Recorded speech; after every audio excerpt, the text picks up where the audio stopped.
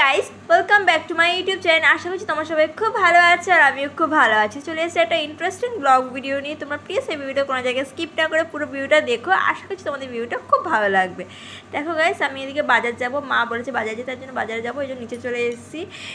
নিচে এসে দাঁড়িয়ে রয়েছে, এদিক দেখি সুন্দর একটা হাওয়া আছে, তো সেই হাওয়াটাই একটু আনন্দ নিচ্ছি হাওয়াটার।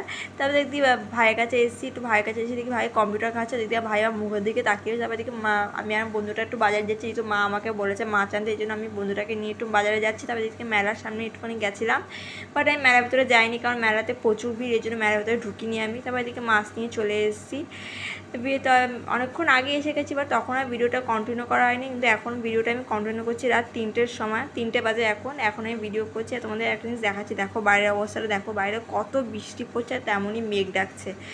জানিছি বৃষ্টি পড়ছে পড়বো, কিন্তু মেঘ ডাকছে। আমার মেঘ ডাকলে আমার সিরিয়াসলি ভীষণ ভয় লাগে। আর মা বাবা তো ঘুমাচ্ছে, তো মা বাবাকে তো বলতে পারছি না যে মা আমার ভয় করছে, মা আমাকে বকবে, এই জন্য বলতে পারছি না। দেখো দুষ্টু আমাকে কীভাবে আদর করছে, দুষ্টুরও ঘুম নেই, এদিকে আমারও ঘুম নেই। দুষ্টু আদর করছে, আমিও ওকে আদর করছি, মানে এমন অবস্থা হয়ে। তারপর তোমাদের আরেকটা জিনিস তোমাদের দেখাচ্ছি। দেখো দুষ্টু আমার হাতের অবস্থা কী করেছে, দেখো কী করেছে, তোমাদের ভালো করে দেখাচ্ছি।